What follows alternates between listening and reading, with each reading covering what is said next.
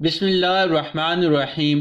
السلام علیکم دوستو۔ ایک عورت جس کا نام مریم تھا، مریم کا شوہر انتقال کر چکا تھا، اس لیے وہ اپنے بیٹے امجد کے ساتھ رہتی تھی۔ مریم نے اپنے شوہر کی وفات کے بعد مختلف قسم کے کام کر کے اپنے بیٹے کو پالا تھا۔ مریم نے اپنے بیٹے امجد کو سرکاری اسکول میں میٹرک کروایا تھا۔ امجد کو چونکہ پڑھائی میں کوئی دلچسپی نہ تھی، اس لیے وہ بڑی مشکل سے میٹرک میں پاس ہوا تھا۔ مریم میں ہمت نہیں تھی کہ وہ اپنے بیٹے کو مزید آگے پڑھا سکے۔ مریم کے گھر امجد 10 سال کے بعد ہوا تھا، اس لیے مریم کی عمر کافی زیادہ ہو گئی تھی اور اس میں کام کرنے کی ہمت بھی نہیں تھی۔ مریم نے اپنے بیٹے کو کہا، بیٹا کام تلاش کرو، اب مجھ میں کام کرنے کی ہمت نہیں ہے۔ تو امجد بولا، اچھا امی آپ بس دعا کریں مجھے جلد کام مل جائے۔ مریم بولی، انشاءاللہ بیٹا تم کو جلدی کام مل جائے گا۔ امجد اب کام کی تلاش میں روز گھر سے چلا جاتا، لیکن امجد کو کوئی کام نہیں ملا تھا۔ کام کی تلاش کرتے ہوئے امجد کی بہت سے لڑکوں سے دوستی ہو گئی اور وہ سب امجد کے دوست بن گئے تھے۔ امجد کے یہ سب دوست عیاش اور آوارہ قسم کے تھے۔ اب امجد ہر روز اپنی ماں کو یہی کہہ کر نکلتا کہ امی میں کام ڈھونڈنے جا رہا ہوں، میرے لیے دعا کرنا۔ مریم جو کہ اپنے بیٹے کے گھر سے نکلتی ہی اس کے لیے دعا کرنا شروع ہو جاتی تھی اور رو رو کر اللہ تعالیٰ سے اپنے حبیب کے صدقے اپنے بیٹے کی خوشحالی، تندرستی اور اس کے کام کے لیے دعا کرتی تھی۔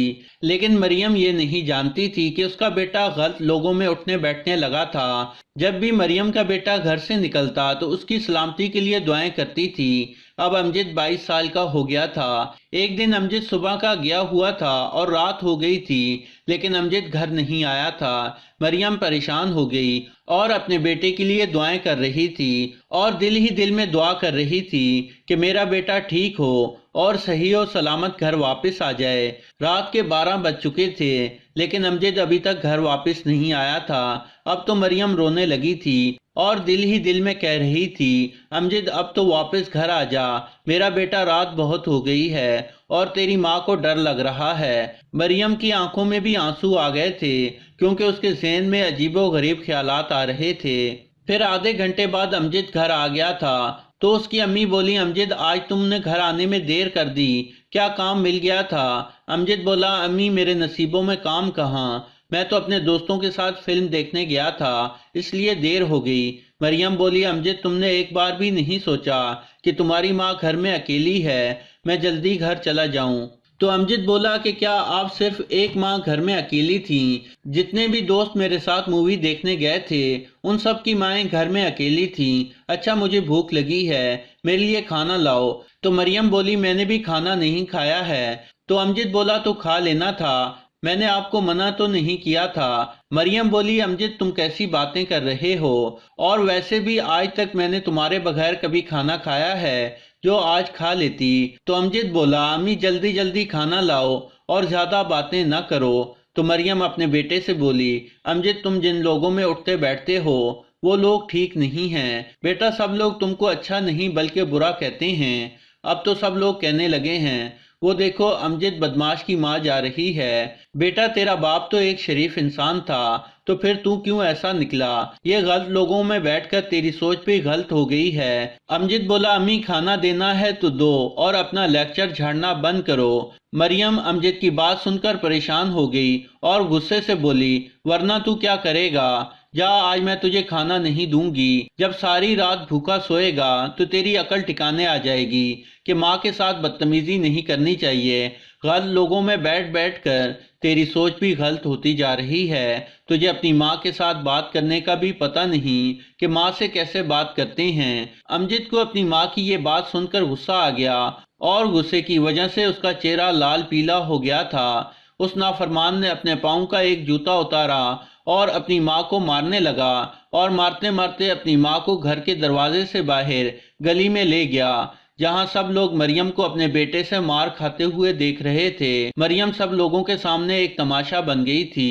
مریم ایک عورت تھی اور اپنے بیٹے کو کئی بار پیچھے کر چکی تھی، لیکن اس میں اتنی طاقت نہیں تھی کہ وہ اپنے بیٹے کو دھکا دے کر پیچھے ہو جائے۔ پھر امجد نے ایک جوتا اپنی ماں کے منہ پر دے مارا۔ منہ پر جوتا لگنے کی وجہ سے مریم کے دل سے ایک آہ نکلی اور وہ دل ہی دل میں اپنے رب کو پکار بیٹھی کہ اللہ میرے بیٹے کو ایسا سبق سکھا اور ایسی سزا دے کہ یہ ساری زندگی روتا رہے کہ میں اپنی ماں کے ساتھ کیا کر بیٹھا۔ پھر امجد گھر چلا گیا اور اندر سے دروازہ بند کر کے سو گیا۔ مریم ایسی ہی گلیوں میں بھٹکنے لگی۔ آس پاس کے لوگ مریم کو کھانا بھی دیتے تھے۔ مریم وہ کھانا کھاتی اور ہر وقت اپنے رب سے باتیں کرتی تھی کہ یا اللہ تو نے کیسی اولاد عطا کی، اس سے تو بہتر تھا میں بے اولاد رہتی۔ ایک ہفتہ بھوکا اور پیاسا رہنے کی وجہ سے مریم کے جسم سے طاقت بالکل ختم ہو گئی تھی اور مریم اس دنیا سے کوچ کر گئی۔ لوگوں نے ہی مریم کا جنازہ پڑھایا اور پھر منو مٹی تلے دفنا دیا تھا۔ دوسری طرف امجد کے پاؤں کو بھی نہ جانے کیا ہو گیا تھا۔ اس کے پاؤں میں ایسا درد اٹھا کہ اس کا پاؤں ٹھیک ہونے کے بجائے دن بدن سوجتا ہی جا رہا تھا۔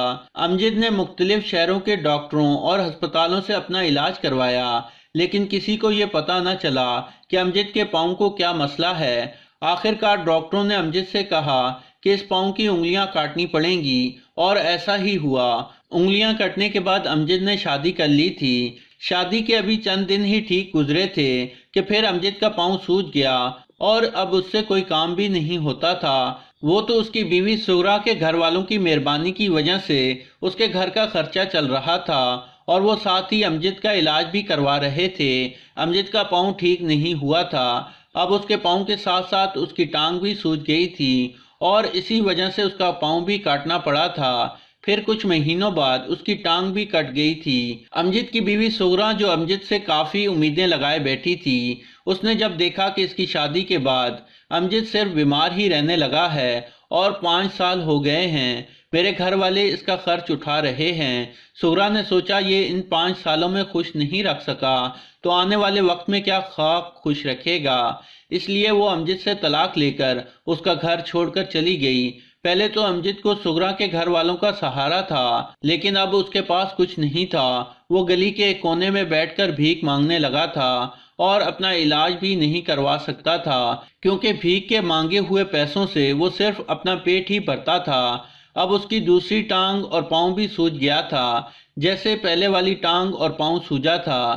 پہلے تو وہ ایک ٹانگ کے سہارے چل لیا کرتا تھا، لیکن اب وہ چل بھی نہیں سکتا تھا۔ پھر آہستہ آہستہ وہ بیٹھنے کی بجائے لیٹ کر بھیک مانگنے لگا۔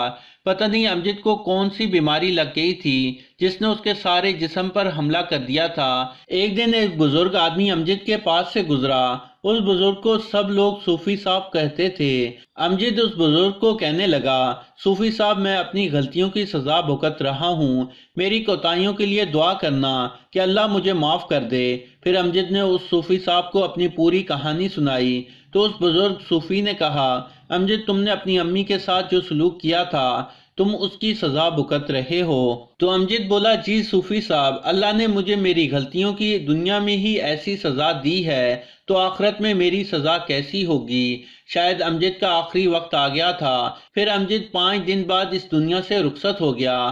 امجد کی حالت ایسی ہو گئی تھی کہ اس سے لوگوں کو بدبو آتی تھی، اس لیے جو لوگ اسے بھیک دیتے تھے وہ بھی دور سے ہی پیسے پھینک کر چلے جاتے تھے، اور جب امجد کی لاش کو لوگوں نے دیکھا تو کسی نے بھی امجد کا جنازہ نہیں پڑھایا تھا اور نہ ہی اسے دفنایا تھا، بس کوے اور چیلوں نے اس کا گوشت کھایا تھا۔ یہ تھی امجد کی زندگی جس نے ماں کو جوتا مار کر دوزخ خرید لی تھی۔ امجد کو ایسی سزا ملی تھی کہ لوگ اس کو دیکھ کر نصیحت حاصل کر رہے تھے، اس لیے ماں کے آگے کبھی اونچی آواز میں نہیں بولنا چاہیے اور نہ ہی ماں کی نافرمانی کرنی چاہیے، کیونکہ اگر ماں کا دل دکھ جائے تو نہ جانے کون سی یا بد دعا ماں کے دل سے نکل جائے جس سے دنیا ہی نہیں زندگی جہنم بن جاتی ہے۔ ماں کی دعا عرش کو ہلا دیتی ہے اور بچوں کی زندگی بھی سنوار دیتی ہے، اس لیے ہمیشہ والدین کی خدمت اور فرما برداری کرنی چاہیے۔ اللہ تعالی ہم سب کو اپنے والدین کا فرما بردار بنائے، آمین۔ تو دوستو یہ تھی ہماری آج کی ویڈیو، یقیناً آپ کو پسند آئی ہوگی۔ پسند آنے کی صورت میں اس ویڈیو کو لائک ضرور کریں اور ہمارے اس چینل کو سبسکرائب کرنا مت بھولیں۔ ہمارے چینل کو سبسکرائب کرتے ہوئے ساتھ موجود گھنٹی کا بٹن بھی دبا دیں۔ جزاک اللہ۔